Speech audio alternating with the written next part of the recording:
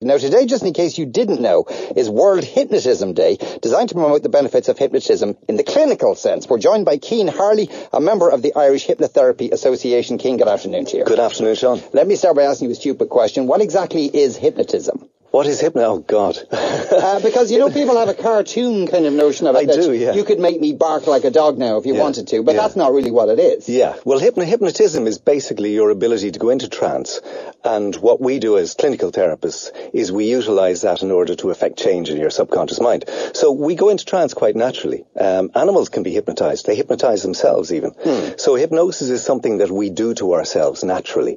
In order, if you're watching a TV show, or a program or something, you'll find yourself for a few moments just drifting off and you're gone while your mind goes and sorts out things it needed to do. Yeah. And it does that whether you want it to or not. It goes off and does its thing. And you come back a few minutes later and go, I've no idea what went on TV, but I'm sure it was very interesting. Yeah. So we do it to ourselves. As I say, animals do it, particularly if they're threatened or whatever. They go into hypnotic state and they play dead. And they come out of it and they remember nothing of it. Or at least we believe they remember nothing of it because their brain simply goes into a very low brainwave and then comes back out again a few seconds later and they're fine. Right. So it's something that we do, and what hypnosis does, or what hypnotists do, is they utilize that technique of our mind to go into trance in order to sort of access the subconscious mind and change things in there that might need to be changed, or engage the subconscious mind in a process that your conscious mind is already working on. So, what we work with is things like losing weight or giving up cigarettes or fears and phobias and all of that. So you can actually make a conscious decision that you're going to do something about it. But if you don't engage the subconscious, it's like doing it all on your own. It's like if you want to give up cigarettes and you decide consciously, I'm going to do this with willpower. It's a bit like a king who has an army making a decision, I'm going to attack this castle, but I'm going to do it all by myself. I'm going to leave the army behind and I'm going to go and do it myself. So consciously you can do it, but it's hard work. So if you engage the subconscious, it's better. So when you're in a trance, the mind is more receptive to ideas. It is more receptive to ideas. Is it to the extent that, if staying with the cigarette example, that you can con your mind into thinking, I'm not addicted anymore. I don't want cigarettes. In fact, I don't even like them. Yes. Okay. It is as simple as that. That's kind of scary. Then. Well, it is, but I mean, it's something that it's what makes us human, I believe. It's what gives us the ability to decide, I'm going to do something like climb Everest. Like anybody would say, that is an utterly daft idea. Stay at home and read your books and, have a nice time doing whatever you're doing.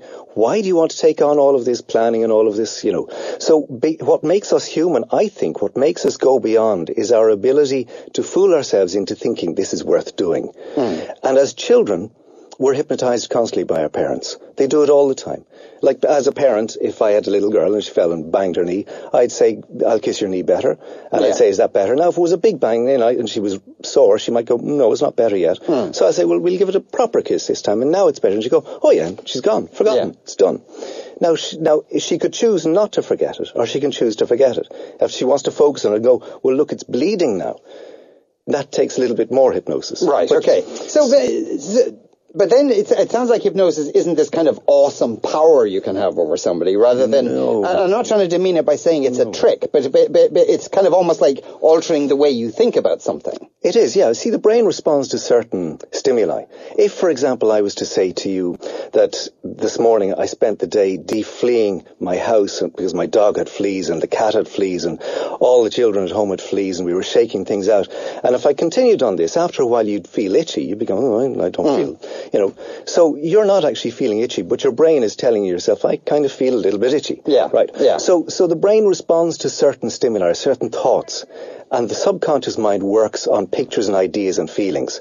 So we can conjure those up consciously and get the subconscious mind to start leaning in a certain direction, as in, if I gave you pictures of happiness and warmth and sunshine, you'd begin to feel happy and warm and sunny after a while. And if you paint the pictures well enough and talk about the sound of the breeze and the smells of the flowers and all of that, you'd eventually get to that point where you're feeling better. Do those ideas take, or in the sense that, say, I mean, you can walk out of a hypnotherapy session and go, bang, I don't want to smoke anymore. Yeah. But, you know, at some point down the road, when the physical urge for a cigarette kicks back in, you'll still have to use a bit of willpower. Yeah, there's a small, because consciously you have to work with the subconscious. The subconscious will come to a point where it goes, do you know what, I don't like cigarettes and I have no craving for a cigarette.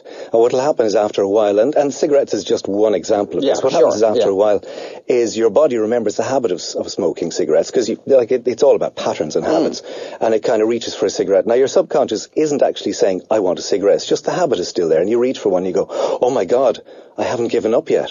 That's not true. Your subconscious is quite happy not to be smoking. In fact, it hasn't smoked for maybe an hour, maybe 2 hours, maybe 5 hours, maybe a day before you reach for another cigarette. So the habit isn't gone, but the need for it in the subconscious is gone. And if consciously you go, actually, I'm happy, I've given up, and the subconscious doesn't seem to be craving it, this is just a habit, it'll go.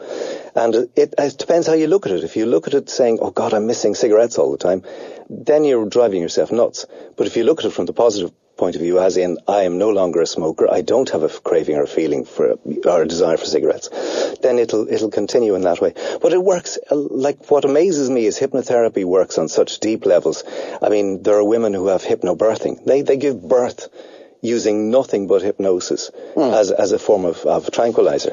All right. Yes. Now, I was going to say you need other things to give birth. It's a form of tranquilizer. But there was Jack Gibson, a famous Irish surgeon, sort of pioneered some techniques, some operational techniques, where he did amputations, he did eye surgery, just using nothing but hypnosis. Can everybody be hypnotized? Some people seem to be more open to it than others. Yeah, some people are more open to it than others. I mean, with stage hypnosis, you're looking for the people who are very open to it, or are very suggestible, who will respond very quickly to the pictures or the sounds or the words that you give them.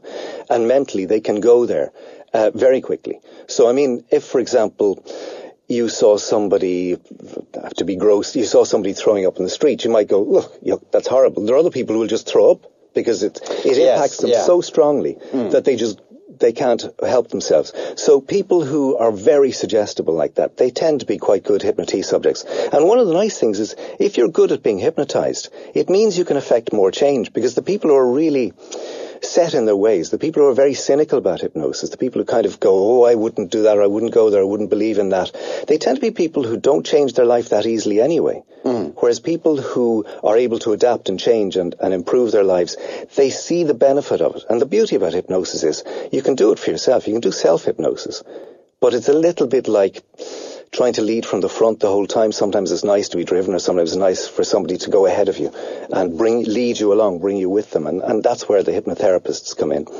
Keane, thanks very much for talking to us today. That was Keane Harley there, a member of the Irish Hypnotherapy Association. We'll be back with the news.